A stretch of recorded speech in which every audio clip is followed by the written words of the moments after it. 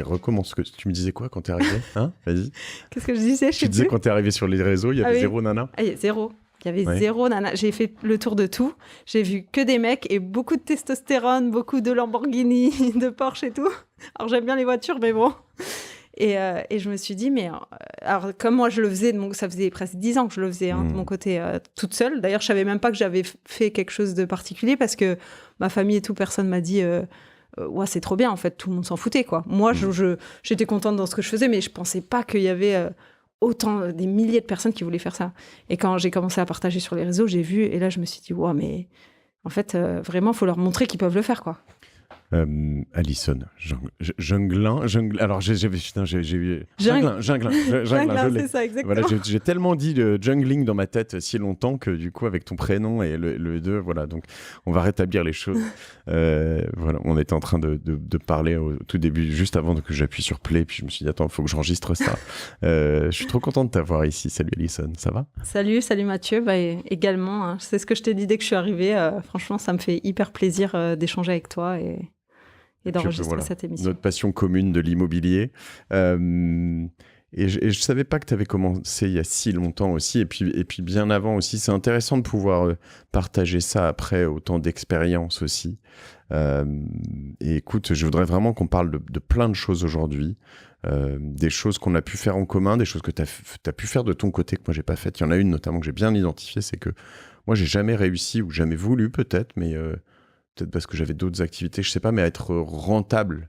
C'est-à-dire que mon immobilier est aussi une manière d'économiser, pas de générer des revenus en plus. Donc, je travaille par ailleurs, je crée des boîtes, etc. Mais je suis toujours assez impressionné des gens qui arrivent à être net positifs sur leur immo et plus ils empilent, plus ils gagnent, tu vois. Je voudrais qu'on parle du contexte actuel aussi, parce qu'évidemment... les règles ont changé en fait. Bien changé même. Ouais. Les prix sont plutôt assez hauts, les taux sont assez hauts. Bon, il y a toujours des zones en très forte tension, mais donc voilà, je voudrais qu'on parle évidemment de tout ça et de ces zones, et puis aussi de ta manière de faire, parce que toi, t'es pas forcément ni dans des zones dans lesquelles tout le monde va, ni sur des typologies d'immobilier sur lesquelles tout le monde va. Donc voilà, ça te va à peu près comme programme? Parfait, on y va. Ok. Tu fais ça depuis quand, donc, toi? Moi, c'est depuis 2011 que 2011. j'ai commencé. Donc aujourd'hui, ça fait 12-13 ans, quoi. Très bien. Tu as commencé dans l'Est, c'est ça, directement? Voilà, c'est ça. J'habitais à Metz. Alors au tout début, j'ai acheté juste ma résidence principale. Hein, je ne pensais pas en vivre. Et puis au bout d'un moment, je me suis dit, pourquoi pas un petit appart? Mais pas pour en vivre, je savais même pas. Donc tu bossais déjà à cette époque-là? C'était au tout début, mon premier job, j'étais vendeuse au Luxembourg. Ok. Chez Paul Smith, boutique de vêtements. Voilà. Okay. Je vendais des costumes. Les costumes valaient plus que ce que je gagnais dans le mois quand même. et vendeur au Luxembourg, quand tu es frontalier, c'est un peu comme les Suisses, tu gagnes le double ou... En fait, le SMIC en France, je pense qu'à l'époque-là, il devait être 1000, 1100 peut-être, je sais pas exactement. Ouais. Moi, j'étais à 1005, avec les primes, j'étais à 1007. Ok, ouais, donc quand même... Mais par contre, je travaillais beaucoup plus, dans le sens où c'est pas 35 heures, c'est 40. Et j'avais 2 heures de trajet aller, 2 heures de trajet retour, donc ça rajoutait 4 heures par jour. En voiture, bus et train. Ah ouais, non, c'est il n'y avait pas beaucoup de podcasts à cette époque-là, malheureusement. Ah non, mais c'était une période... Non. Ah, donc t'es une guerrière. Mais c'est pour ça. Hein. Ouais. C'est pour ça que, tu vois, tu dis que j'ai réussi un truc que peut-être toi, t'arrivais pas que ce soit rentable, l'immobilier, mais moi, j'avais pas le choix, en fait, parce que j'avais une vie... Franchement, t'avais envie de pleurer tous les jours, quoi. Enfin, ça va pas. Ouais, je comprends. Après, c'est comme ça que t'as appris, c'est ce qui t'a donné la motivation pour aller plus loin. Alors, l'idée de cet épisode, c'était aussi de voir un peu tout ce que tu faisais. Toi, tu fais des formations en investissement immobilier, de voir si on peut encore ou s'il faut encore emprunter pour investir et comment, dans quelle approche. Je voudrais, avant que tu m'expliques un peu ce que tu as fait et ce que tu fais encore actuellement, on va dire sur la période nouveau contexte, carte redistribuée. Là, aujourd'hui ouais, toi ton patrimoine ou tes biens, c'est quoi exactement et par quoi tu as commencé peut-être justement à ce moment-là? Alors, j'ai commencé par un appart à 60 000 euros que la banque m'a financé. À 100%? À 100% à l'époque. Donc, 2011, j'ai acheté ma maison. Résidence principale. Ouais. Et en 2013, j'ai acheté mon premier bien immobilier locatif. Ça, c'était celui à 60 000. Voilà. Et t'as quoi pour 60 000 € en 2013 J'avais un appartement, donc il était mansardé, donc au sol, il faisait 48 mètres carrés. En loi Carrez, ça devait être 35 peut-être. Et je remboursais à peu près 470 par mois. J'avais emprunté sur 12, je ne savais pas. Alors attends, juste une chose. Mansardé, ça veut dire que tu es sous les toits, donc il y a une partie des mètres carrés qui ne sont pas considérés comme des mètres carrés dans la loi Carrez. Donc tu avais 45 qui étaient en Carrez 38, c'est ça? Voilà, tout ce qui est en dessous d'1,80 m, ça ne compte pas. En fait, ça compte pas dans l'acte d'achat, par exemple. Ouais. Mais par contre, ça compte quand même, ça vaut quand même plus cher qu'un 35 mètres carrés où il n'y a pas oui, parce que le reste en plus. Tu peux mettre des choses. Bien sûr, c'est quand même en dessous d'1,80 m déjà, on peut encore un peu marcher plus. Et puis, ça reste de la surface, surtout, visuellement, on l'a, quoi. et voilà, ça correspond plus à certains types de personnes. Et après, donc, je lis entre les lignes que tu n'étais pas à Paris ou en région parisienne, hein, j'imagine. Pas du tout. Donc, j'ai grandi à Metz, donc c'était à 5 minutes de Metz, quoi. Ok. En périphérie de Metz, voilà. Dans un endroit qui est quoi C'était Bellevue, c'était même pas un village, c'était un lieu-dit. Donc, tu es à la campagne? Alors c'est la campagne oui, c'est la campagne, mais c'est vraiment à 5 minutes de la ville. Hein. D'accord. Voilà. Donc tu es quand même en proche périphérie et c'est donc... C'est pas loin du Luxembourg, 30 minutes du Luxembourg. D'accord. Donc tu es dans un truc qui est plutôt bien placé quand tu connais que je croyais, mais en fait, pas tant que ça. Pourquoi ? Parce que donc c'est un lieu-dit qui est... souvent, les lieux-dits, ils dépendent quand même du coup d'une commune. Ouais. Ils dépendaient d'une commune qui était très bien fréquentée, aucun problème. Par contre, ce lieu-dit, il était plus proche d'un quartier mal fréquenté que de la commune dont il dépendait. Donc en fait, quand je l'ai commencé à le mettre en location, je me suis aperçue que les gens pensaient que l'endroit là, ça dépendait d'un quartier pas bien à côté, alors que ça n'avait rien à voir, hein, ni les gens, ni rien du tout. Et du coup, j'ai eu beaucoup de mal à le louer quand même. D'accord.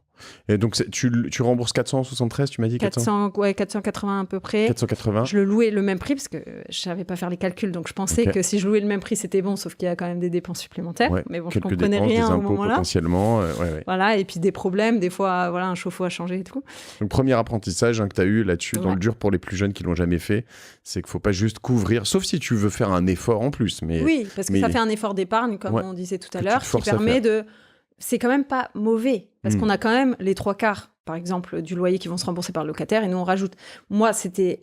au moment-là, je savais même pas qu'on pouvait en vivre, donc je me disais, bon, j'ai quand même une partie qui est remboursée, même s'il n'est pas loué toute l'année, parce que c'est compliqué, machin, mais je n'avais pas l'impression de faire un mauvais... Et pourquoi tu as fait ça ? Parce qu'en fait, je me rappelle que j'entendais les adultes. Du coup, j'avais... T'avais 22 ans ou... ouais, c'était ça, 23, un truc comme ça, 24. Et en fait, j'entendais donc mes parents avec leurs amis ou je sais pas qui parlaient. Il y avait des amis à mes parents, je m'en rappellerai toujours, je les entendais dire « Non mais c'est simple, je rembourse tant, le locataire, en fait, il me paye mon crédit, donc j'achète des appartes. Et donc, des amis à mes parents qui ont dit ça une fois à côté de moi. Et peut-être j'avais entendu ça à 16 ans ou 17 ans, quoi. J'habitais encore chez mes parents.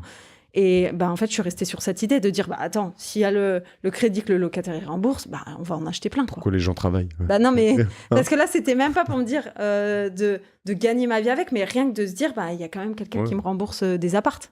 Ouais, tout à fait.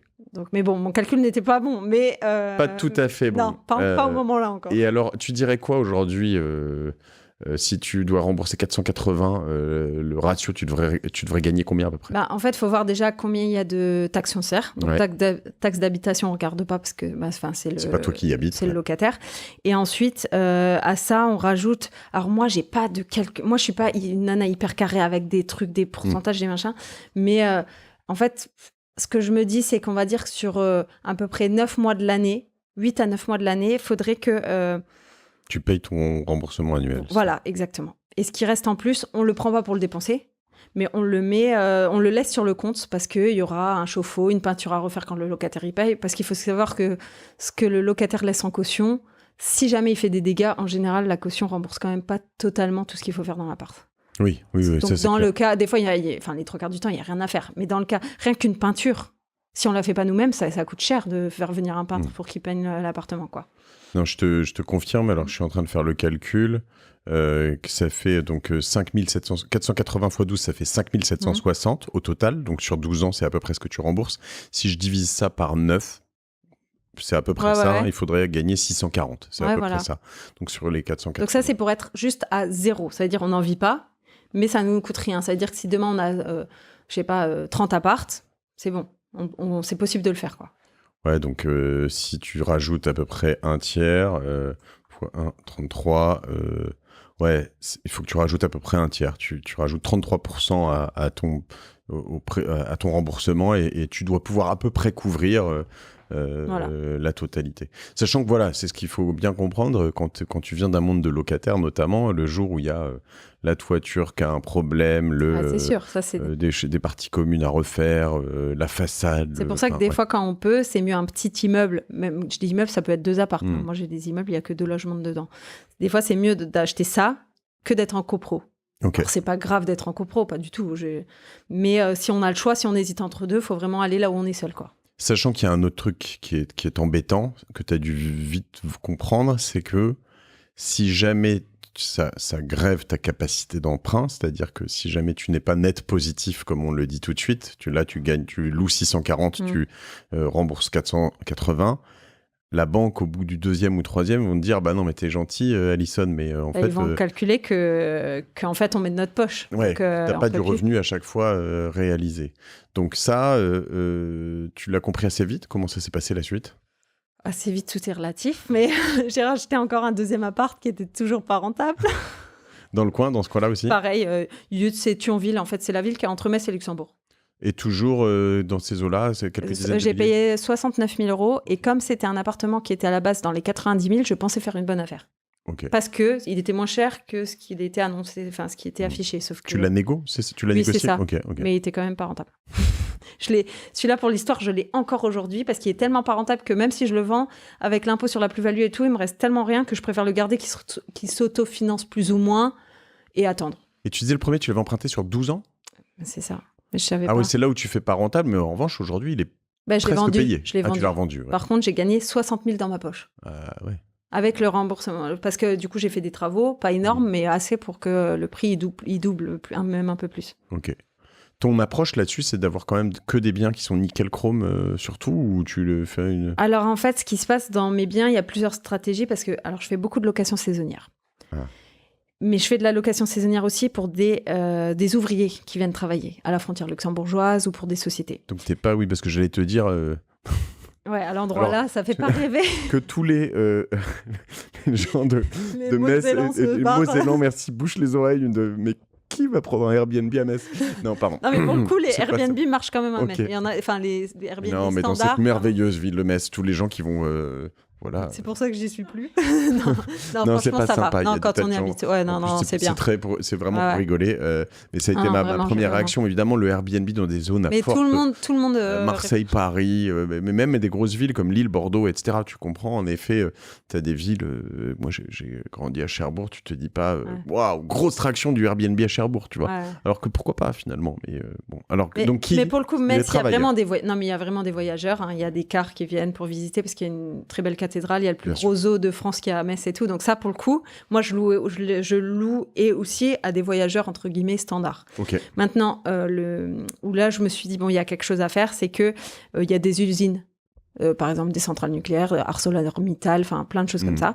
Et, ou alors, il y a des gros projets. Alors à Luxembourg, il y a constamment des travaux parce qu'ils refont tout à chaque fois. Donc, par exemple, à un moment, pendant des mois, j'ai logé des ouvriers qui refaisaient plein de boutiques Sandro Hommage à Luxembourg. D'accord. Parce que les sociétés, en fait, ça coûte tellement cher. Déjà, les locations au Luxembourg, c'est très cher. Et l'hôtel, ça revient cher. Donc là, ça leur permet d'avoir un appart avec tous leurs ouvriers ou un immeuble, des fois, parce que des fois, ils me louaient tout l'immeuble. Et où il y a une cuisine et tout, donc c'est pas pareil. Et là, on vient dans un truc central, dans ta strate, et que je connais aussi... de mon amie, j'ai une amie Charlotte dont je te parlais, une autre femme d'ailleurs intéressante, mais qui fait ça en région parisienne. Ils achètent alors ils sont à plusieurs, elle a des associés, mais ils achètent des immeubles entiers en grande couronne, deuxième couronne à Paris, etc. Toujours dans des endroits avec le Grand Paris notamment. Tu as des zones de travaux de ouf, et donc en fait ils sont toujours pleins, quoi. Donc toi ta strat, c'est de te dire Et alors, pour autant, c'est pas des bétaillères que tu leur loues, c'est pas tu n'es pas marchand de sommeil. Non. Si, il y a un lit au milieu. En fait, j'ai viré la cuisine et le salon. Non, mais ce qu'elle me raconte, il y a le wifi, il y a la télé, il y a des trucs, c'est nickel. Non, c'est un logement standard, normal. C'est juste que du coup, c'est loué soit aux sociétés directement, soit parfois aux ouvriers. Ça dépend en fait de comment ils fonctionnent avec leur boîte. Et voilà, c'est vraiment un logement standard. Sachant qu'il y a peut-être, je sais pas si ça fonctionne comme ça, mais c'est des gens qui vont jouer sur le réglementaire, mais il y a quand même un game en Europe qui est de dire ton ouvrier polonais qui travaille en Pologne toute l'année, je sais pas si c'est, moi je crois qu'en région parisienne c'est quand même pas mal l'idée, hein, il vient en France pendant 5 mois, il gagne beaucoup plus d'argent et puis il retourne en Pologne le reste de l'année. Il est considéré comme ouvrier polonais et en revanche la boîte et ou lui, je sais pas comment ils se répartissent la richesse là-dessus, mais donc tu as beaucoup d'intracommunautaires, de travailleurs intracommunautaires qui transitent comme ça, qui vont passer quelques mois dans un pays, quelques mois dans un autre et qui rentrent dans leur pays d'origine, c'est ça? Bah moi j'ai beaucoup de ce type de personnes. Ouais. Donc du coup ça fait en effet tout un jeu où ils viennent à la frontière du Luxembourg parce que c'est moins cher, qu'ils viennent d'un autre pays, etc. Donc c'est toute une classe de travailleurs qui existe. Et j'ai ça, et j'ai aussi des sociétés par exemple du Sud où ils ont besoin de loger 15 personnes parce qu'ils viennent faire un gros chantier, de construire un immeuble ici ou des choses comme ça, c'est possible. Puis j'imagine que tu me parlais d'ArcelorMittal, mais ils ont peut-être, enfin Mittal c'est une boîte indienne si je ne m'abuse, je crois que tu as quand même aussi potentiellement des gens qui transitent un peu du monde entier. Oui, vraiment, j'ai plein d'étrangers. Ok. Ouais. Et donc eux ils te louent... Parce que c'est sur Airbnb, sur quelle plateforme? Alors, au début, c'était Le Bon Coin. Ok. Et après, j'en ai eu marre un peu de me faire avoir quand il y avait des dégâts, il n'y avait pas d'empreinte de carte, tout ça n'existait pas. Enfin, moi, quand j'ai commencé, j'étais là avec mon agenda papier et genre, des fois, j'oubliais les rangs. Il y avait 2 personnes dans le même logement, je m'étais trompée et tout. Enfin, c'était un carnage. Et en fait, après, j'ai commencé... Au début, je me mettais pas sur ces plateformes Airbnb, Booking, parce que je me disais, non, mais ils prennent quand même pas mal de pourcentage. Et comme je voulais en vivre, il fallait qu'il y ait le moins de dépenses possible. Donc, tout ce que je pouvais faire, moi, je gardais pour moi, quoi. Et au bout d'un moment... après avoir eu 2-3 problèmes dans les apparts abîmés, où du coup il n'y avait pas de remboursement puisque en fait c'était pas possible, puisque Le Bon Coin, c'était juste c'est pas leur job, eux ils te mettent en relation et puis ils se débrouillent, quoi. C'est ça. Et du coup après je me suis dit finalement le fait de passer par Booking ou Airbnb, ça apporte vraiment une sécurité quand même. Et alors là-dessus, ça veut dire que tu loues au jour en fait, c'est ça? Je loue je loue à la nuit, mais avec je loue pas au minimum de... Enfin, quelqu'un qui veut venir pour 2 jours chez moi, il peut pas. Ok. Parce que j'ai vu qu'en moyenne, je pouvais louer 3 semaines, 4 semaines d'affilée. Donc en fait, je me suis dit, je reste sur ce temps-là parce que tout ce qui est femme de ménage, check-in, check-out, ça revient au même montant, qu'ils viennent un jour ou 4 semaines, en fait, c'est pareil. Donc, je me suis fixée. Là, par exemple, je pense que mon minimum, il doit être à peu près à 7 jours ou 10 jours. 7 jours ou 10 jours, ouais. Ok. Et la moyenne, c'est combien? Il reste combien de temps? 3 semaines. 3 semaines, ok. Et je loue... par Airbnb, je loue en moyenne presque 4 fois plus que si je l'avais mis en location à l'année. 4 fois plus en volume ou 4 fois plus cher? 4 fois plus cher. 4 fois plus cher? Un bien qui serait loué à 500 € par mois, je le loue 2000. Ok. Donc là, typiquement... C'est pour ça que c'est à ce moment-là, quand j'ai fait mes calculs, donc avant d'acheter et de me dire je vais faire vraiment de la location saisonnière, c'est ce calcul-là que j'ai fait où je me suis dit avec ça, je peux en vivre en fait. Alors, si je dois en tirer quelque chose là-dessus, finalement, ça me fait penser, je te disais tout à l'heure, à la stratégie de Delphine Pinon, richissime. Alors, elle faisait un peu la même chose, sauf qu'elle louait des appartes pour les sous-louer ensuite à des saisonniers ou des gens comme ça. Donc, tu te retrouves à faire un... Alors là, c'est que du cash flow, en fait. Tu capitalises pas. C'est-à-dire qu'en revanche, ça te fait du revenu. Ouais. Mais c'est un peu la même chose par rapport à ce que tu dis. C'est que tu vas louer un truc 2000 € et tu vas le sous-louer à 4000. Tu gagnes 2000 € par mois. Quoi. C'est ça. Sauf que toi, tu le fais, c'est double effet qui se coule sur tes propres biens. Moi, en fait, vraiment, le truc qui est important pour moi, c'est de me dire, je dépends de personne. C'est à moi, on peut pas. Voilà, c'est mon bien. Voilà, il y a la banque, ok, mais sinon, on peut pas tomber. Ouais. Voilà, c'est ça. Et on peut pas me refuser de le faire parce qu'en fait, pour faire de la sous-location, il faut que le propriétaire accepte.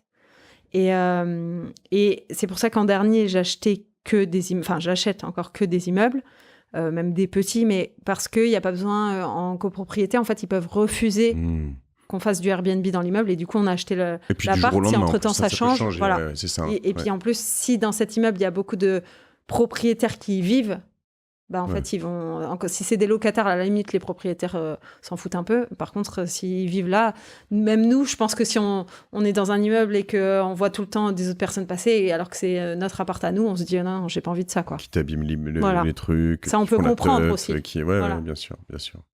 Et alors, pour ceux qui habitent pas à Metz, qui sont en fait, quels sont les paramètres à prendre en considération pour recevoir des populations comme ça, en fait? Il y en a peut-être d'autres, d'ailleurs. Tu parles de travailleurs, je sais pas s'il y en a d'autres, mais j'imagine qu'il faut pas, tu vois, si j'achète un appart ici dans un bon quartier du 17e ou du 16e, ça marche pas. C'est pas ça exactement qu'il faut. Quels sont comment tu identifies les bons biens, les bons lieux pour faire ça? En fait, je pense que pour réussir dans la location saisonnière, il y a 2 choses à prendre en compte. Il y a, le bien, mais il y a aussi quel type de locataire on met en face de quel bien.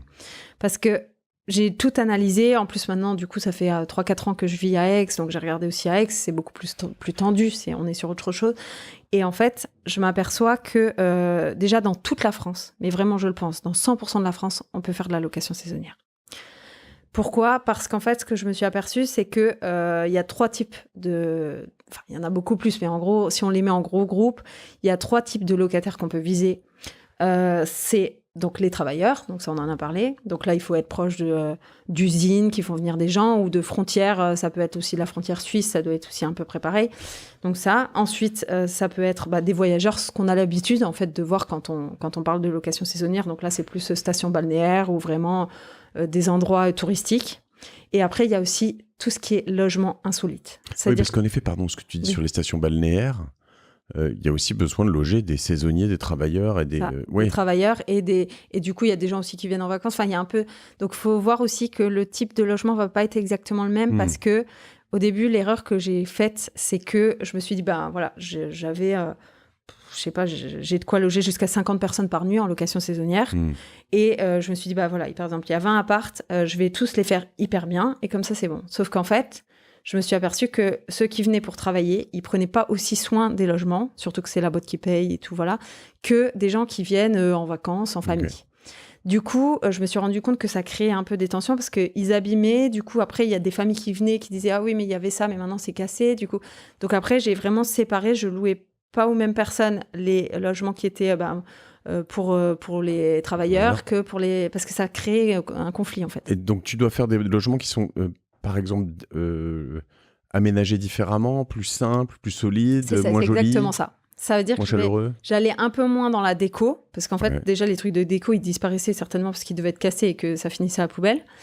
Et à la fois, tu ne dois pas faire dégueu non plus, donc c'est pas c'est ça. Donc, il fallait que ça soit propre, mais vraiment, j'allais pas mettre le petit truc en paille un peu, ça, j'allais le garder pour les familles, et je restais sur du bois massif, par exemple, pour Enfin, c'était vraiment comme ça. C'était vraiment, fallait que ça soit propre, mais simple. Il y a un endroit où on peut les voir, tes appartes, pour comprendre ce que tu fais en déco et tout. Sur mon compte Instagram, okay. J'ai partagé des publications, on voit un peu les avant-après. Ok, cool. Comme ça, on voit. Et si je devais te demander des budgets réno, c'est quoi? Parce que... Alors, les budgets réno, moi, en fait, à chaque fois, ce que je fais, c'est que moi, à chaque fois, je pars sur un calcul qui est simple. C'est quand je visite un appart, on va dire s'il n'y a pas les fenêtres à changer, s'il n'y a pas de toiture, si jamais on a l'immeuble ou quoi, il n'y a pas la toiture, il n'y a rien. Si c'est juste vraiment refaire propre, la plomberie, un peu d'électricité et tout. Moi, je pars sur une moyenne. Donc, la moyenne normale, pour tout le monde, on va dire 1 000 € du mètre carré. Donc ça, c'est... Alors, je parle pas en région parisienne, parce qu'après, il y a encore ce qu'il faut... L'accessibilité et tout ça. Moi, tu me lever les yeux au ciel, parce que ça me semble haut, hors région parisienne, parce qu'en effet, j'arrivais à faire moins de 1 000 € il y a quelques années en région parisienne. Maintenant, je suis à 1 500. Mais voilà.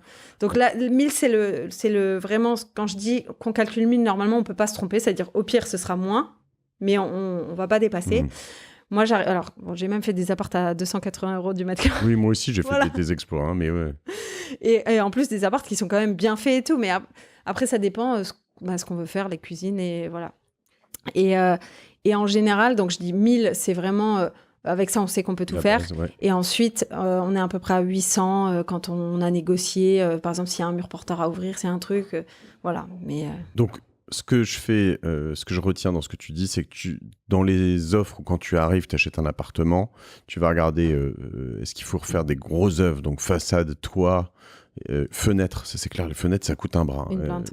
Pour peu que ce soit pas des standards en plus, alors là, ça s'envole. Enfin, très vite, moi ici, je crois que c'était, je vais dire une connerie, mais je crois que c'était 3 000 € la fenêtre. Il y en a, enfin. Et encore, ça fait partie des fenêtres où ça va. Il y en a 25, je pense. Pas bon, 3 000 € la fenêtre, tu vois, dans ce bureau, tu es à 75 000 Voilà, dans un appart, j'ai 6 fenêtres à changer, elles font 2 mètres de haut, machin, j'en ai pour 45 000. Ouais, donc voilà, donc fenêtre, gros point de vigilance. Donc toi, comme tu le dis, toiture, partie commune quand même, parce que ça peut vite chiffrer, et façade. Donc une fois que tu sais que tout ça est à peu près géré, tu te dis un appartement que tu veux bien refaire, c'est 1 000 € le mètre carré. Donc si tu achètes 50 mètres carrés, c'est 50 000. C'est le montant que je conseille vraiment quand les gens ne savent pas. Donc je dis, faites venir quand même 2-3 artisans, mais vous partez du principe que c'est ça. Avant, en tout cas, tu peux partir du principe. Sachant que là-dedans, tu fais quand même cuisine, salle de bain. Tu fais les pièces d'eau et tout. Ouais. C'est à peu près. C'est à peu près le montant. Ouais, ok. Donc voilà, ça c'est une très bonne input. Donc vous achetez un 50 mètres carrés, vous voulez le refaire, sauf si donc, vous le vendez nickel, clé en main. Hein, ça arrive. Mais je ne conseille pas d'acheter ça. Moi. C'est ça. Généralement, vous allez avoir 50 000 € de travaux pour 50 mètres carrés. Sachant qu'on peut penser que quand c'est plus petit, c'est moins cher, alors que c'est plutôt l'inverse. Le prix au mètre carré, quand on est à 20 mètres carrés, on va plutôt monter parce que de toute façon, une salle de bain reste... Et puis le déplacement, c'est le même pour les artisans. Voilà. Le travail... Ce qui coûte cher, c'est pas la peinture, c'est la salle de bain, la cuisine et le déplacement, comme tu le dis. C'est ça. Et moi, ce que j'ai tendance aussi à faire, c'est quand c'est des petites salles de bain ou des petites cuisines, je mets des matériaux un peu mieux. Parce qu'en fait, ça coûte pas beaucoup plus cher. Du coup, ça coûte pas beaucoup plus cher, puisque s'il y a 5 mètres carrés de carrelage avec le mur et tout, c'est rien. Mais ça fait du coup l'effet waouh, quoi.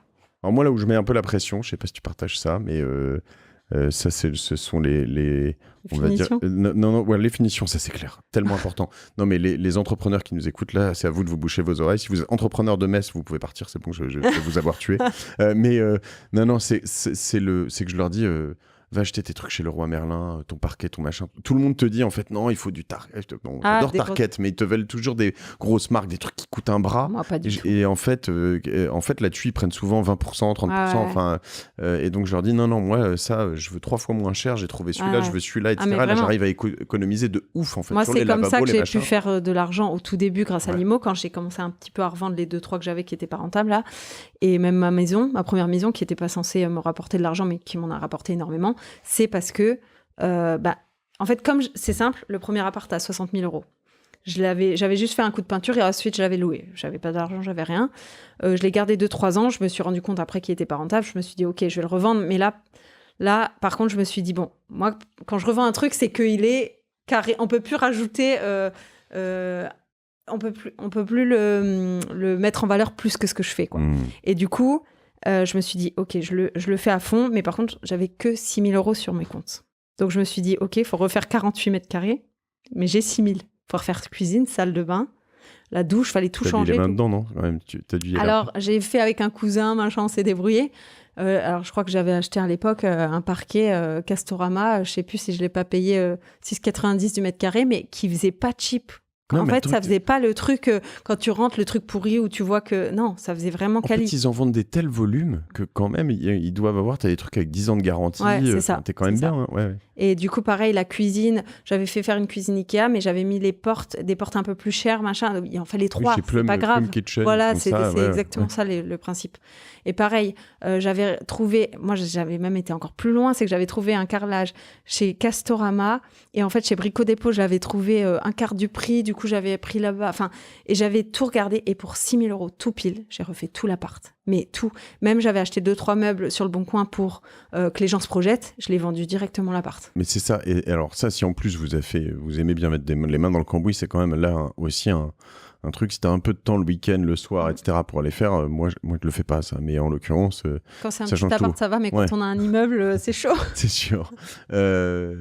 Non, mais c'est clair que là-dessus, moi, j'ai toujours vraiment fait le chien de la casse. C'est-à-dire que je demande les devis, je vous recommande vraiment de faire ça. Je demande les devis, je regarde les trucs, je vois la baignoire à 3000 balles, je dis non, ça, tu vas aller me la chercher sur Mano, c'est 600 €. Ce truc, cet évier, ce lavabo, c'est chez Ikea, chez machin, chez les trucs. Et puis à la fin, on dit oui, mais non, pas Ikea. Puis les robinets, mais non, mais en fait, c'est ça qui m'a fait réussir. Mais donc, tout, je faisais exactement... Ligne par ligne, ouais. C'est oublié. Parce qu'en fait, on dit, oui, mais là, t'économises 20 €. Non, mais en fait, déjà, quand tu démarres et que t'as pas d'argent, 20 €, c'est quand même 20 €, quoi. Et en fait, c'est ça qui fait la différence dans tout. Parce que si on met tout de suite trop cher, en fait, avant que ça devienne vraiment rentable, il faut attendre plus longtemps, quoi. Et je dirais encore plus sur des apparts à 60 ou 80 000 €, parce que quand tu achètes des trucs à 800, 1 million, en fait, finalement, tu bouges la ligne de 10 000 € en bas, ça change pas grand-chose. Tu as 1 million 10 000 € ou 1 million 30 000 €, finalement, ta vie va pas changer.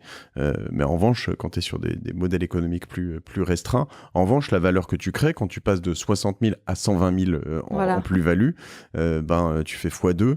Voilà, le tout, c'est d'être capable de le démultiplier. Très clair. Aujourd'hui, t'es passé un peu, t'as scalé un peu tout ça. T'en as combien aujourd'hui ? Une trentaine. Donc, quand t'industrialises, moi, ce que je trouve difficile, c'est aujourd'hui, je paye plus de frais de notaire que le montant de mon premier appart. Quand j'achète des nouveaux. Oui, bien sûr. Mais là-dessus, en revanche, ce qui est difficile quand t'industrialises, c'est justement... moi, j'essaie d'être Mister Bon Plan, mais c'est de trouver toujours les bons plans. Après, c'est moins. C'est moins bien. Enfin, tu peux pas tout regarder des trucs parce que... Et sur les travaux, et sur l'achat, et sur un peu tout, quoi. Sur l'achat, je reste quand même encore un peu comme avant, parce que c'est vraiment moi, ça qui négocie et tout. Par contre, j'avoue que maintenant, j'ai dû prendre un maître d'œuvre, parce que par exemple, là, j'ai 3 apparts qui étaient en travaux depuis longtemps, parce que j'ai pas le temps. Ouais. Et là, j'ai pris quelqu'un, donc forcément, ça a un coût par appart, ça fait quand même beaucoup. Mais au moins, c'est fait, plutôt que de laisser les apparts en attente, pas loués pendant des années. Enfin, voilà. Et c'est sûr que avant, je faisais le tour pour choisir les parquets, les carrelages et tout. Maintenant, je regarde et je dis, je veux ça. Et ils prennent le premier qu'ils trouvent, quoi. Mais de toute façon, après, c'est le jeu. Hein. Après, il y a quand même, en plus, je trouve des choses qui ont évolué. Je sais pas où ils en sont, mais j'ai fait un co-living avec ImmoCities. En fait, tu as des boîtes comme ça. Il y a Bivouac, il y a Mastéos, en fait, qui font des travaux pareils à scale. Alors, tu peux dire c'est un peu triste parce qu'ils refont tellement d'appart qu'en fait, ils achètent le même parquet, le même carrelage, les mêmes lampes, les mêmes frigos, les mêmes trucs. Et en fait, à la fin, c'est bien, en fait. Tu vois, t'as pas besoin de t'emmerder forcément à refaire un truc totalement original pour chacun, puisqu'à la fin, tu arrives à un truc bien et efficace en termes de prix. Je sais pas si toi, tu réutilises un peu toujours la même chose quand même ou pas ? Là, j'essaie, justement, là, j'en ai 4 en même temps à faire. Ouais. Et moi, j'essaie toujours de m'obliger à aller chercher plus. Parce que ça permet de... déjà, en location saisonnière, quand ils vont sur les plateformes, il y a plein de mélanges de styles. C'est sur la même zone. Parce que sinon, ils vont dire, moi, j'aime pas ce style, donc en fait, je vais pas du tout lui en louer. Alors que là, comme il y a plein de styles, ils font même pas attention que c'est la même personne qui loue. Donc ça, c'est la première chose. Et ensuite, moi, ça me challenge un peu. Parce que comme c'est toujours moi qui fais et les plans et la déco, parce que ça me plaît. Alors, avant, je connaissais rien. Et puis, au fur et à mesure, ça me fait connaître plus de choses. Donc, ça me plaît de le faire, quoi. Il y a des endroits où, quand même, parce que tu me dis que tu es persuadé qu'il y a un... Je voudrais revenir à ce que tu dis, parce que tu en as en cours plusieurs. Donc, ça veut dire que tu continues en ce moment, alors que la zone économique est un peu difficile à lire. Il y a des endroits où, quand même, tu as eu du mal à les louer ? Le premier, là, que j'ai... Le deuxième, j'avais pas de mal, mais j'ai acheté trop cher. En location saisonnière directement au début ? Non. En location saisonnière, j'ai jamais eu de mal. Ok. Et c'est quoi un bon ratio ? C'est qu'ils sont loués combien de jours par an ? Ils sont loués 97% de l'année. 97, ça veut dire que tu as 3... Et encore, en général, c'est que parce que j'ai pas loué, parce qu'on a un truc à faire réparer dans l'appart. L'année où ils sont pas loués, quoi. Ouais. Waouh, ok. Ouais, c'est énorme. Et donc, ton ratio, en revanche, il est bien au-delà. Si tu payes 500 €, par exemple, de remboursement, tu n'es plus à 600-700 minimum. Tu dois être à 1500 de rendement. De cash flow. De cash flow, ouais.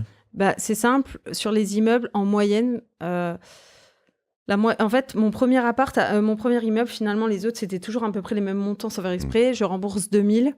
Il y a quoi ? Entre 500 et 1000 € de frais. Et je rentre 6005. La vache. Par immeuble. Et dans les immeubles, il y a 2 ou 3 logements. Soit 2 grands, soit 3 un peu plus petits.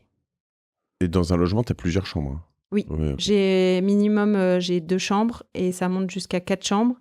Et j'ai aussi des colocations saisonnières. Donc c'était un immense bien, comme une ferme un peu. Il y avait un grand couloir. Quand j'ai vu ça, j'ai dit, OK, c'est rentable, mais j'en fais quoi ? Je voyais que le prix au mètre carré, c'était trop cool. L'emplacement, c'était ce que je voulais. Bon, c'était un truc, le sol, c'était de la terre battue quand même. On était sur un truc vraiment vieux. Les cloisons, c'était, on aurait dit comme des palettes en fait. Hein. On l'a arraché ça, c'était en bois, quoi. Et je me suis dit, bon, c'est rentable et tout, mais je fais quoi de ça? C'était une maison, une ferme comme avant. Et au final, je me suis dit, je fais une colocation saisonnière à la chambre. Donc là, tu me dis juste un truc qui est assez fou, c'est que c'est 2000 de remboursement, 500 de frais. Ceux-là, je les ai achetés il y a 10 ans. D'accord. Et là-dessus, en revanche, quand tu dis les frais, c'est aussi ce que tu mets de côté pour de futurs travaux? Non, les frais, c'est Internet, vraiment... assurance, okay. Quand il faut racheter les assiettes, les machins, les trucs, voilà. Et derrière, tu as 4000 de plus-value. Le ménage aussi. L'attente, etc. Ça, c'est les frais qui viennent tous les mois, c'est-à-dire ce que tu dis. Derrière, tu as 4000 €, tu loues 6005 pour un truc qui t'en coûte 2005. Mais dans les 4000 qui restent, on va dire que tu en mets 1000 de côté par mois pour même pas. Ouais, en fait, aujourd'hui, c'est environ. Un peu différent. Maintenant, aujourd'hui, ça dépend si j'en ai besoin, si j'en ai pas besoin, soit j'en ressors, soit je les laisse, soit voilà. Et c'est fait par ça là-dessus, tu fais comment? Tu as une SCI qui est propriétaire? C'est toujours des SCI différentes. Une SCI par bien? Quasiment. Après, en dernier, des fois, si j'ai acheté dans la même rue ou dans le même village, je mettais dans la même SCI. Quand ça a le même... Quand je vais faire la même chose avec il y a des trucs qui te permettent de faire des SCI facilement, ou c'est toujours fait avec un avocat ou un truc c'est avec les notaires, mais c'est facile. Hein. Ok. Enfin, moi, je m'occupe de rien. Moi, j'appelle mon notaire, je lui dis, voilà, j'ai besoin d'une SCI IR, elle va s'appeler tant, les statuts, le capital, et il gère le truc. Mais c'est assez rapide. Et les SCI, maintenant, je sais pas si ça... Enfin, on arrive même à créer des SCI pour 600-700 € maintenant. Parce que je suis rentré dans une boîte qui s'appelle Roundtable, sur laquelle je fais pas mal de choses, qui fait des SPV, donc pour faire de l'investissement à plusieurs, qu'on a ouvert. Je mettrai les liens, mais avec mon fonds OVNI, là. Et ça crée des SPV à la volée. Donc facile, tu rentres tu vois, un truc en ligne, et puis derrière, ton SPV est créé, ça te coûte un certain prix, et c'est géré pour 10 ans, tu vois. Ah ouais, d'accord. Donc c'est pas mal, on pourrait faire la même chose sur la les SCI. La première SCI, je l'avais fait moi, parce que j'avais pas d'argent. Ouais. Donc en fait, j'avais fait moi les statuts, j'avais chopé des trucs d'internet, mais c'était la cata. Et derrière, tu es propriétaire de ces SCI en physique, toi-même en personne physique? Ça, exactement. D'accord. Et toujours à 100% solo? Normalement, t'as pas le droit... Enfin, quand tu crées une SCI, tu dois être au moins 2. Donc à chaque fois, au départ, je suis au moins 2 avec mon frère, ma mère, voilà. Et si tu veux me mettre dedans, je peux prendre un peu. Tu veux voilà, si j'ai besoin, je te dis. Si je suis coincée. Et soit ils ont 1%, 10%. Après, par exemple, si j'avais fait une SCI avec soit un ex-conjoint ou quoi, si la vie fait qu'à un moment, tu es seule dans une SCI, ils sont un peu... Par exemple, si c'est la résidence principale, parce que moi, même les résidences principales, je les achète en SCI. Enfin, c'est pas si je suis seule, mais si je suis à 2. Et en fait, ça, je l'ai appris il y a pas si longtemps, il y a peut-être 1 ou 2 ans, quand tu te retrouves seul dans une SCI, si quelqu'un décède ou tu as une séparation, donc quelqu'un sort de la SCI, normalement, tu ne dois pas être seul dans une SCI, mais l'État tolère que tu sois seul si c'est ta résidence principale ou quoi. Et en cas de... Si, par exemple, demain, il y a quelqu'un qui te dénonce ou quoi, l'État va dire, voilà, vous avez 6 mois pour retrouver quelqu'un, mais il n'y a pas d'amende, il n'y a rien. Ok. Non, tu pourrais avoir aussi au-dessus une société civile ou une holding, qui serait propriétaire de... je l'ai, mais elle a été créée là, il y a 1 an peut-être. Donc pour le moment, je ne l'ai pas encore mis dans une de mes SCI. Enfin, j'ai pas ouvert une SCI avec la holding. Je te recommande un épisode qui a cartonné de ouf sur la martingale, sur les holdings, justement. Okay. Que je te mettrai. Je veux bien. Qui est dans les... Et tout le monde l'adore. Et puis... nos amis qu'on avait invités sont très contents parce qu'il y a beaucoup de monde qui sont venus les voir. Ok. Je réfléchis à toutes ces questions sur le passé et tout ce que tu as fait. Donc, tu dis aujourd'hui, tu en as combien au total? Une trentaine. Une trentaine. Ouais. Incroyable. Et en gestion, tu le gères. Tu me dis que les travaux, c'est quelqu'un, tu peux les faire par quelqu'un. Le reste, aujourd'hui, c'est toi qui gères? Non, plus maintenant. Ça fait à peu près 2-3 ans maintenant que j'ai délégué à quelqu'un. En fait, j'avais une personne qui faisait les travaux dans mes apparts. Ouais. Il était tellement impliqué que en fait, il est passé comme si c'était une conciergerie finalement, sauf que... Donc quelqu'un qui est en local, voilà, c'est ça. Qui accueille les gens? C'est ça. Alors après, on a un système de boîte à clés, donc il n'est pas forcément obligé de les accueillir. Mais il y a quand même du ménage qui est fait à chaque fois et tout. Ouais, là, c'est une boîte de nettoyage. Ça. Ok. Au début, je prenais pas une boîte de nettoyage parce que ça coûte plus cher, mais en fait, après, on en a tellement marre qu'on se dit, c'est simple, quand j'ai fait mes 2 premiers immeubles, quand j'ai racheté le 3e, il servait que... Je gagnais pas plus d'argent, mais il servait à ce que je puisse tout déléguer. Ok. Voilà. Donc, je gagnais pas 1 € de plus, mais je m'en occupais plus. Quoi. Donc, c'est quelqu'un qui est un salarié qui fait ça? C'est quelqu'un qui est à son compte. À son compte, et que tu payes à l'appart ou il a un pourcentage en fonction de... Un pourcentage de la location? Voilà, c'est ça. Ok, trop bien. Et sur le ménage, c'est combien? Et c'est quel pourcentage à peu près? Il a 15%. 15%. Plus, dès qu'il voit des petits travaux et tout, c'est lui qui s'en occupe. Donc, en plus, constamment, il a toujours des travaux à faire. D'accord. Et les travaux, il prend un petit pourcentage sur les travaux? Comment ça se passe? Je lui paye 100%, c'est lui qui le fait. Ok. Et sur le ménage, faut compter quoi, par exemple, pour le ménage? Alors ça, franchement, j'ai un peu honte, mais je suis pas incapable de dire. Mais c'est vague, c'est quelques centaines. C'est à l'heure, je sais pas. De toute façon, à l'heure, ça doit être... Si t'es pas par une femme de ménage ou un homme de ménage que tu le fais pas en direct, c'est par une société, ça va être plutôt 30, je pense. 30 non, mais euros de l'heure. c'est sûr que c'est au moins ça, 30 ou 35. 30, Alors 35. qu'avant, je payais entre 10 et 15, mais en fait, pas fiable. C'est-à-dire qu'il y avait des personnes qui venaient, qui travaillaient un mois, après, elles répondaient plus, ou alors elles venaient, mais en fait, un jour, j'arrive et puis je vais voir un peu les logements, c'était horrible, ou je voyais les notes sur Airbnb qui étaient plus bonnes, ou le booking, je me disais, il y a un problème, et puis j'allais faire un tour. Et donc, le ménage, ils font les draps et tout, ils nettoient, ok, donc oui, ça fait... donc t'arrives vite à quelque chose qui va te coûter... j'essaie de voir, mais à peu près par appartement, ils mettent pas les chambres en colocation, mais les apparts, ils mettent 2 heures. Ok. Voilà. Parce qu'ils viennent soit à 1, soit à 2. Ouais, donc tu vas vite, 2 heures par semaine, fois donc 4, ça fait 8, fois 30, 35, tu es vite à 300 euros par mois à peu près, quoi, quelque chose comme ça. Ah ouais. Ok. Claire, écoute, merci, ça me semble très... limpide sur les coûts. Il y a des endroits que tu recommanderais pas quand même. Par exemple, toi, tu vas pas sur du centre-ville. Qu'est-ce que tu appelles centre-ville? Je sais pas, centre-Metz, c'est trop cher. Ah non, si, on peut. Si, on peut. Les endroits que je recommande pas, justement, c'est presque l'inverse. Ça veut dire que moi, à chaque fois, je me dis, l'emplacement, on ne pourra jamais le changer. C'est-à-dire que tu achètes un appart pourri, tu le refais. Enfin voilà, il y a plein de choses. Mais par contre, l'emplacement, tu peux pas le bouger. Donc en gros, si c'est un endroit où toi, tu dirais, bah non, impossible que j'aille vivre là-bas, ou que c'est vraiment une population vieillissante et que personne va là-bas parce que c'est vraiment trop loin des villes et tout, ça, moi, j'y vais pas parce que, alors, c'est pas un mauvais investissement, hein, il y a des gros coûts à faire parce que des fois, tu peux louer un tout petit peu moins cher que la ville, mais presque pas, alors que ça vaut beaucoup moins cher. Donc, des fois, tu peux être rentier avec un immeuble placé, par exemple, vers Metz, il y a, je sais plus les noms, tu as dans le 54, mais pas le 54 vers Nancy, le 54 plus vers Luxembourg, où c'est beaucoup moins cher. Mais vraiment beaucoup moins cher, t'achètes à 500, 800 euros du mètre carré. Là, tu peux acheter des immeubles entiers, les louer à l'année et être rentier. Par contre, le jour où tu veux le vendre, personne ne les veut.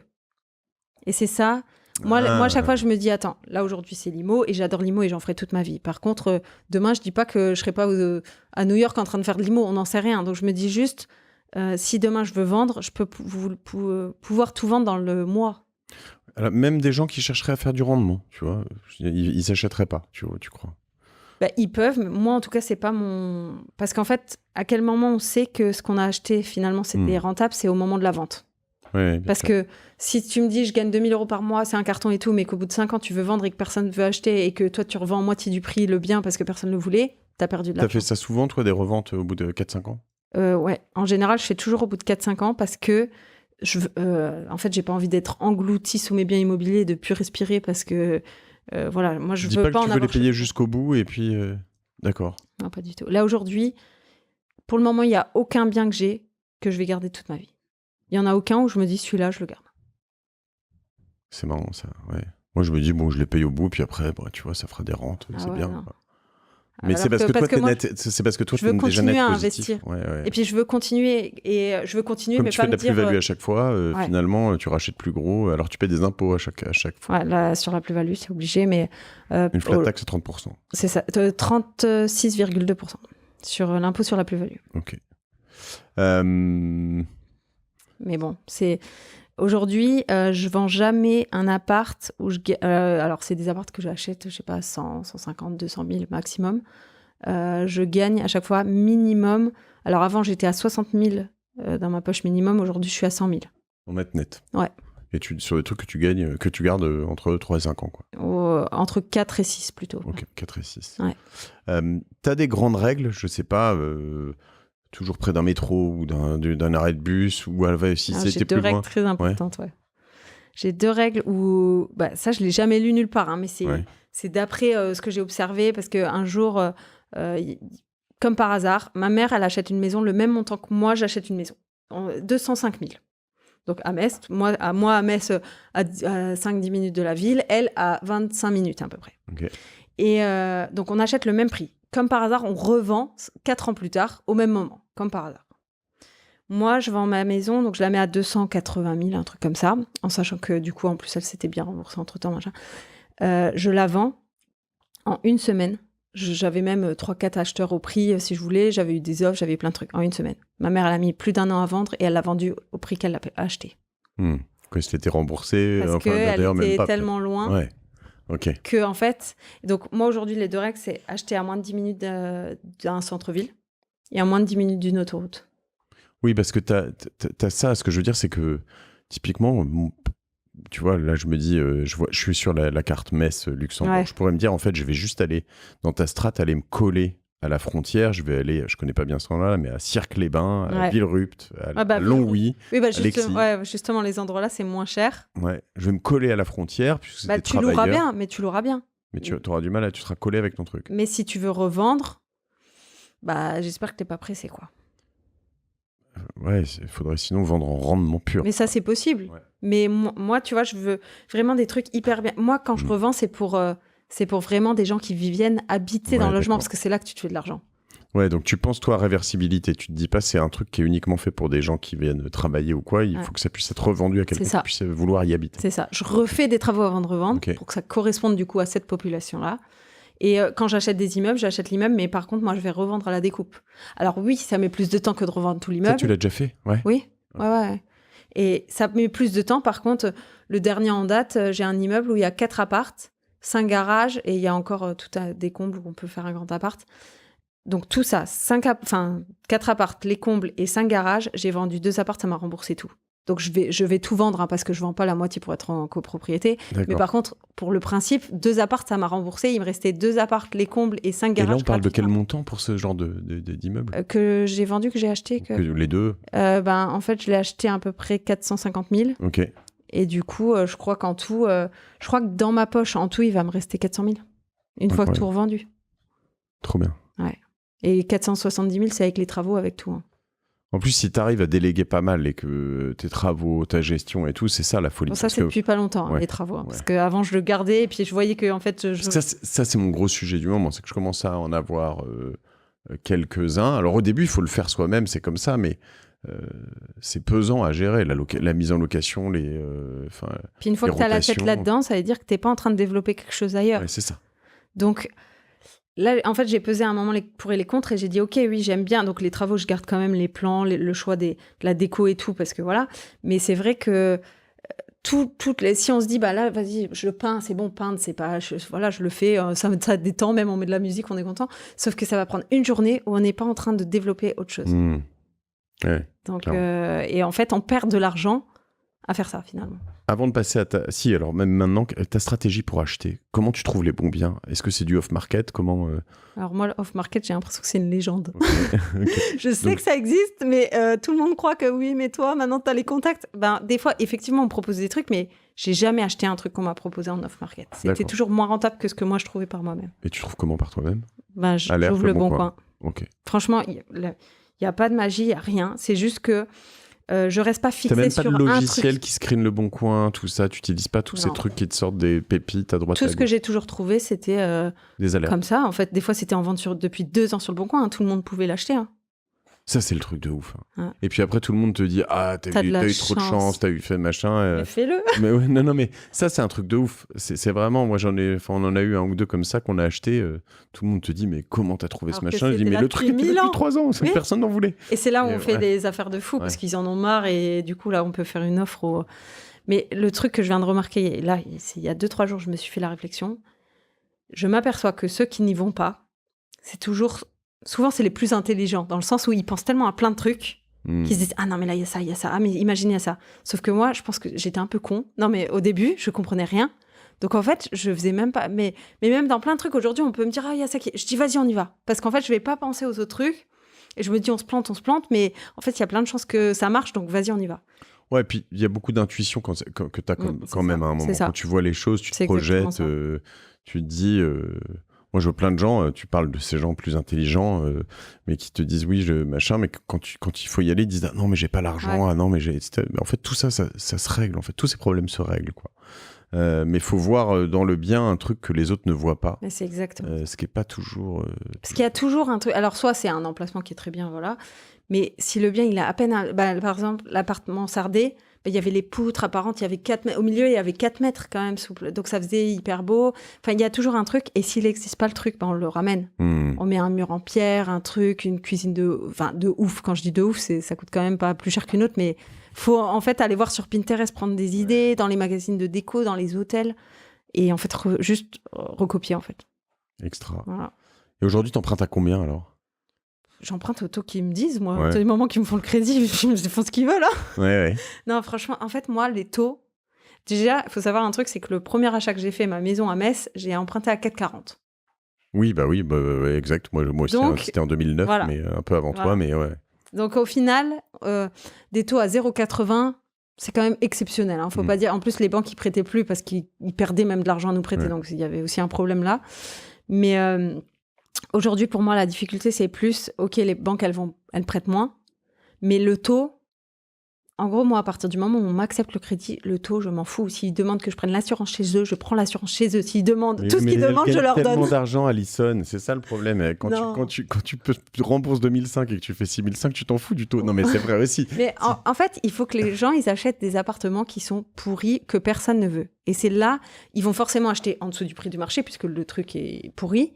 Et c'est là, avec les travaux, qu'il y a un truc à faire. Si on me dit, je viens d'acheter un appartement dans une résidence neuve et tout, je peux rien pour toi, en fait. Là, fallait pas faire ça. Sortez 18 000 du mètre. Et puis, voilà, c'est ça. Pas. Ouais, après, on peut quand même réussir, parce que moi, ma première maison, j'ai acheté, c'était une maison qu'un constructeur faisait. Donc, en fait, elle était neuve.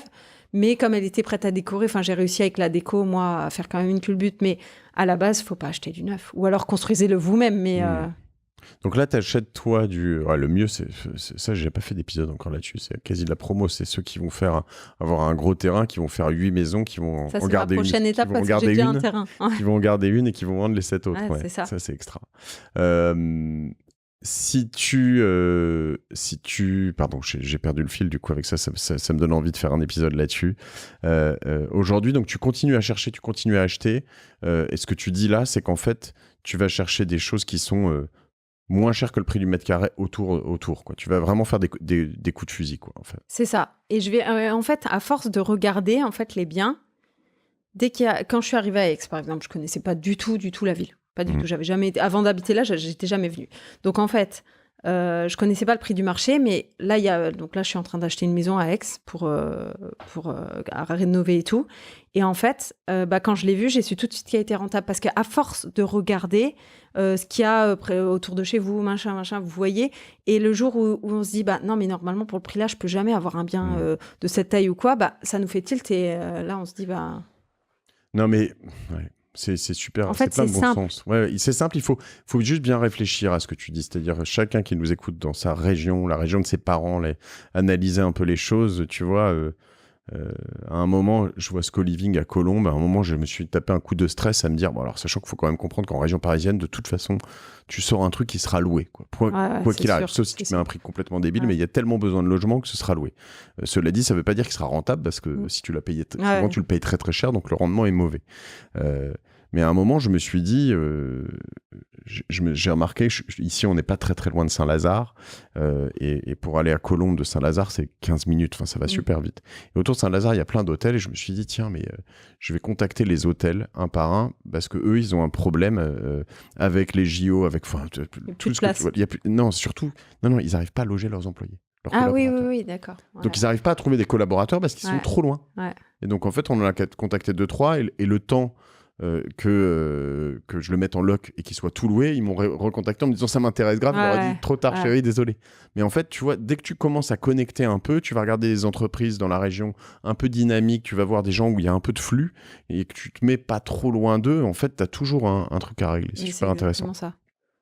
En fait, faut penser, ok, là c'est plus compliqué, je reçois plein de messages sur Instagram.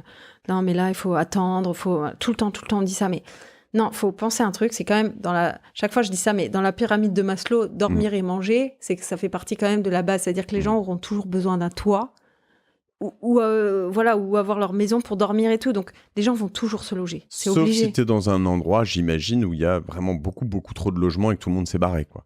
Il y a eu des endroits en région, des villes moyennes dans lesquelles c'est arrivé, certains villages. C'est pour ça que je dis tous ceux qui sont un peu... où on voit que la moyenne d'âge, elle est élevée et tout ça, parce que les jeunes, ils se barrent et tout. Faut pas aller là. Hein. Ouais. De toute façon, faut... Moi, sauf s'il y a un retour que tu sens arriver, oui. mais bon.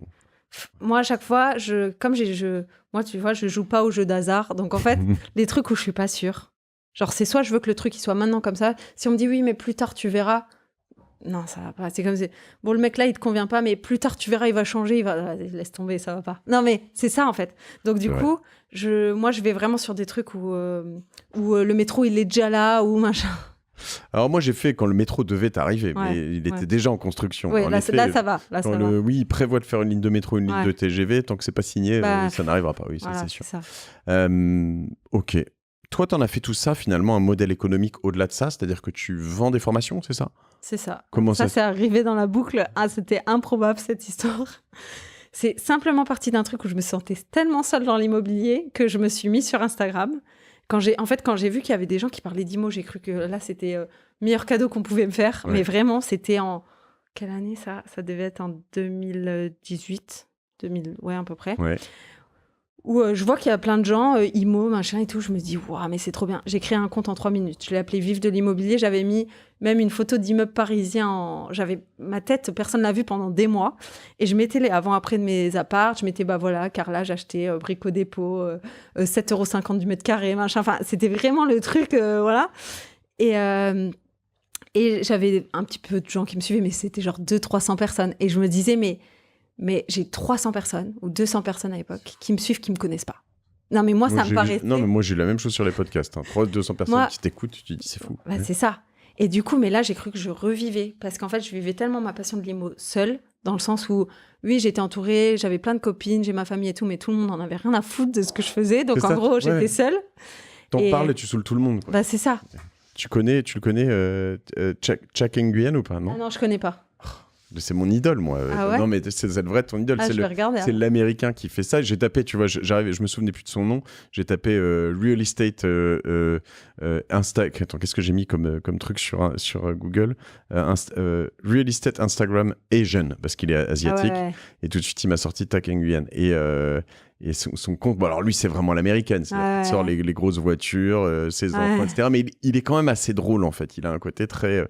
et il explique tout, ce que je trouve très drôle, c'est que, tu vois, il explique tout dans les moindres détails, combien il a acheté, comment il l'a revendu, comment machin, etc. Mais c'est ça je pense qui fait la différence aussi sur les réseaux, tu sais, de mettre les montants. Tout donner, là tu m'as tout donné, moi je donne tout ici, c'est ce qu'il faut, c'est là où tu apprends en fait. Là où tu t'es viandé. Puis montrer que c'est possible, et voilà, et puis parler d'argent, il faut arrêter de...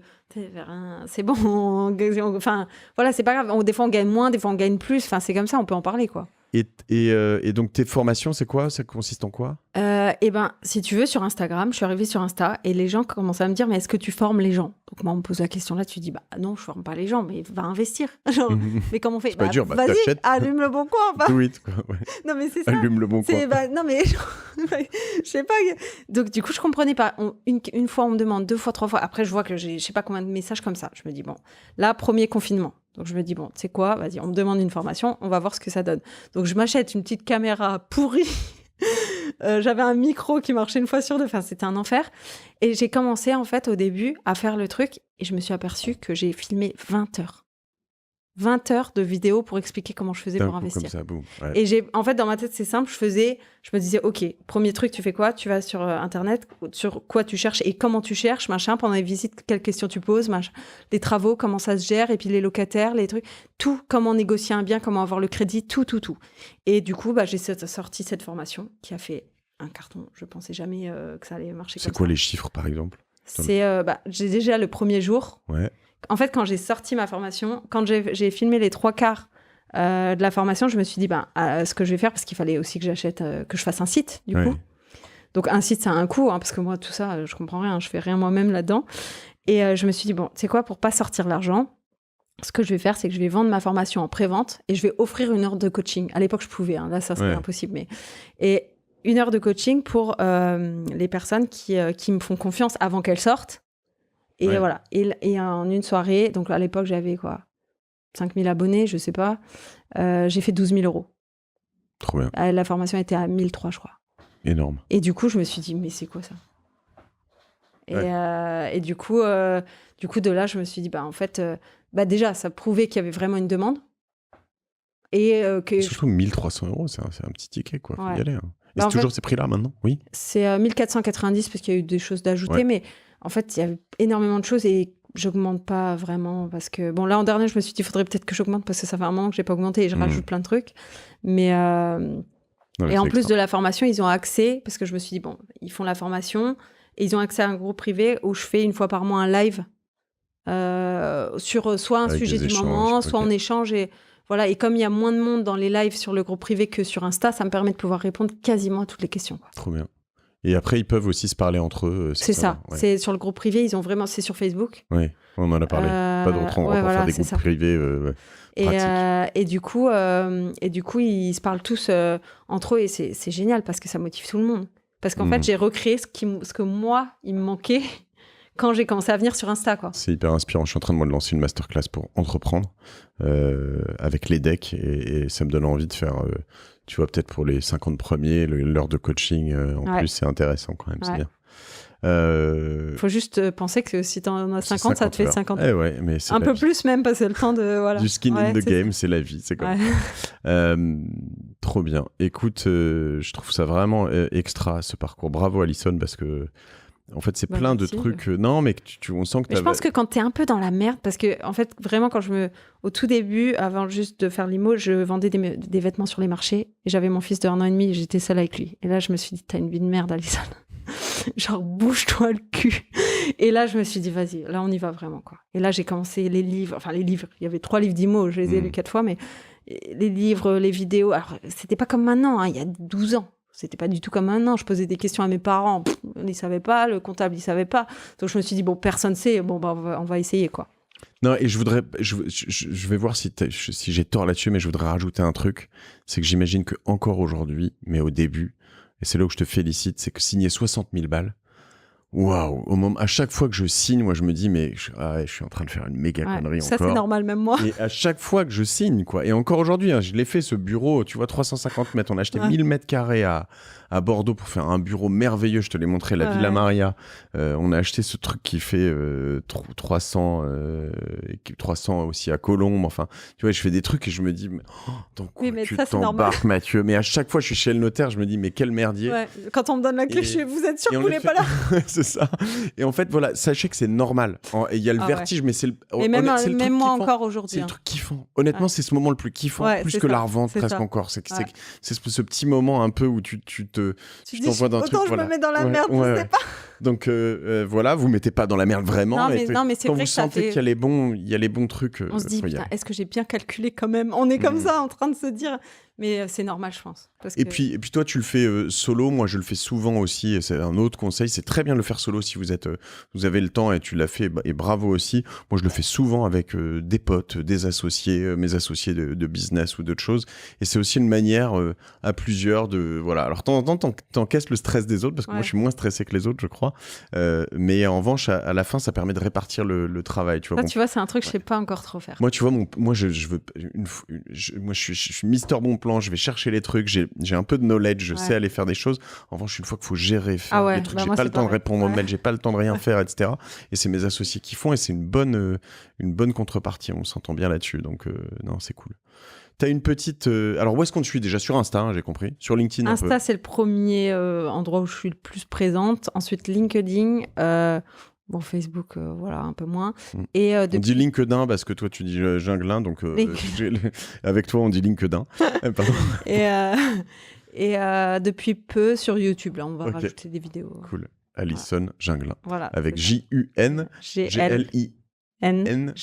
Donc, LinkedIn, ça se dit Junglin. Pareil. Très bien. T'as une martingale, Alison? Alors, un petit moi, péché mignon. Ce que je fais, c'est que j'aime bien dénicher des meubles un peu de designer sur le Bon Coin, des choses comme ça. Donc, soit je les garde un peu pour moi, soit je les mets dans les appartes, mais surtout quand je les revends beaucoup plus cher. Ah, moi, j'adore ça aussi. Ouais. Et ça, souvent, la clé se trouve à l'étranger. Tu sais que moi, j'adore, par exemple, des lampes scandinaves. Ouais. J'ai des trucs en métal qui sont superbes, trucs qui valent un bras en France, 1500 €, Ouais. 2000 €. Tu vas les chercher, tu tapes le nom, tu vas chercher dans des langues. Alors, c'est souvent des vieux sites qui sont que en suédois, en norvégien ou je sais pas quoi. Et c'est pareil pour le mobilier en bois, etc. Ouais. Et en fait, tu les commandes là-bas, souvent ils parlent anglais, puis tu utilises un peu de ChatGPT, puis c'est plié. Et en fait, tu les payes littéralement, mais un quart, voire 20% du prix. Je te montrerai un ou deux trucs que j'ai pu acheter comme ça, qui sont littéralement à 20% du prix, tu vois. Donc, cool. Et dans les brocantes, parce que j'allais pour mon fils à la base pour l'habiller, mais en fait, et après je revendais plus cher, et du coup, je trouvais aussi de la déco, enfin voilà. Je suis trop content d'avoir une chienne de la casse comme moi dans la martingale. Voilà, bravo en tout cas pour ce parcours en 10 ans et puis tous ces conseils. En effet, l'immobilier, c'est vraiment un truc dans lequel il faut rien lâcher. Et pourtant, tu vois, moi, tu vois, je regarde les interrupteurs. Tu vois ces interrupteurs-là ? Ouais. Tu sais ce que c'est ?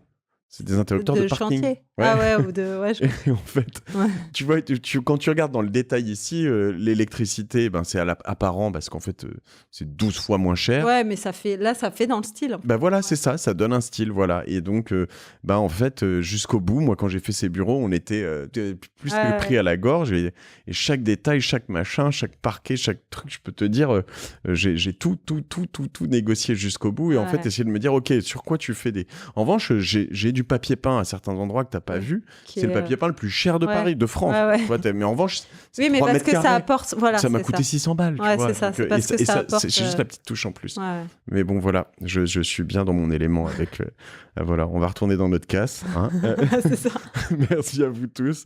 Retournez dans vos palais. Merci de votre écoute. Et puis, merci encore une fois, merci Alison, à toi, merci tous les beaucoup, nouveaux Mathieu. qui viennent de ta part. Abonnez-vous.